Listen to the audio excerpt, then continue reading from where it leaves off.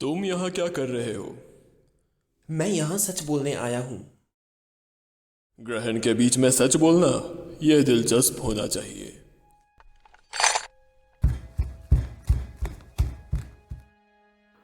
सबसे पहले बासिंगसे में अजूला ने अवतार को हराया था, मैंने नहीं। वो मुझसे इस बारे में झूठ क्यों बोलेगी? क्योंकि अवतार मरा नहीं, वो बच गया। क्या?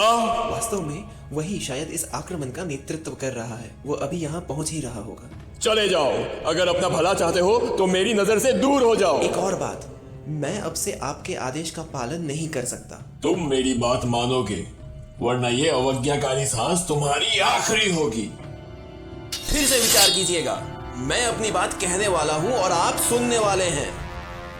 इतने लंबे समय तक मैं चाहता था कि आप मुझे प्यार करें, मुझे स्वीकार करें। मुझे लगा कि ये मेरा सम्मान है जो मुझे चाहिए, लेकिन वास्तव में मैं सिर्फ आपको खुश करने की कोशिश कर रहा था। आपको, मेरे पिता को, जिन्होंने मुझे बिना बारी के बोलने के लिए निर्वासित किया। मेरे पिता जिन्होंने मुझे एक 13 साल के लड़के को अग्निकाय के लिए चुनौती दी।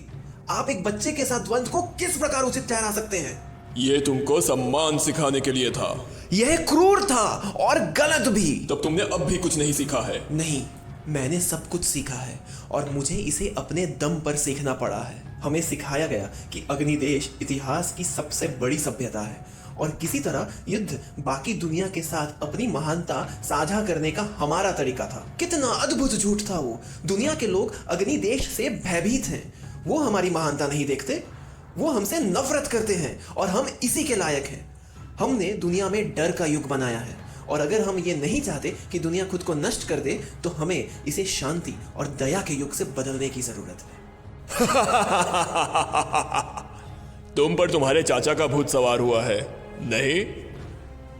हाँ, बिल्कुल। आज यहाँ से जाने के बाद मैं अंकल आयरो को उनके कारागार से मुक्त कराने जाऊंगा और मैं उनसे क्षमा की भीख मांगूंगा। वही है जो मेरे लिए एक असली पिता के समान रहे हैं। ये सही है। हो सकता है वो तुम्हें चाय और असफलता के तरीके भी सिखा दे। लेकिन मैंने एक और महत्वपूर्ण निर्णय किया है।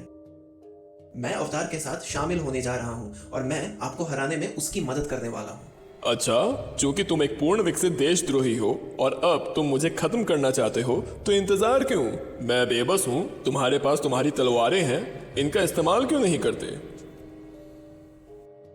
क्योंकि मैं अपनी नियति जानता हूं। आपको पराजित करना अवतार की नियति है। अलविदा।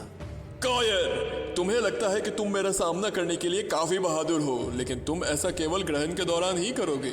यदि तुम्हारे पास वास्तविक साहस होता तो तुम सूरज निकलने तक डटे रहते।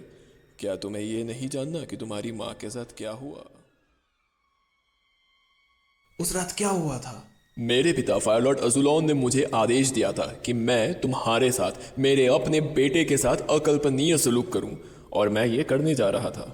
तुम्हारी माँ को सब पता चल गया और उन्होंने कसम खाई कि वह किसी भी कीमत पर तुम्हारी रक्षा करेंगी। वो जानती थी कि मुझे सिंहासन चाहिए और उन्होंने एक योजना प्रस्तावित की, एक योजना जिसमें मैं फायरलॉर्ड बन जाऊंगा और तुम्हारी जान बख्श दी जाएगी। तुम्हारी माँ ने उस रात भयानक देशद्रोही काम किया। वह परिणाम जानती थी और उन्हें स्वीकार भी करती थी। उनके राजद्रोह के लिए उन्हें निर्वासित किया गया था।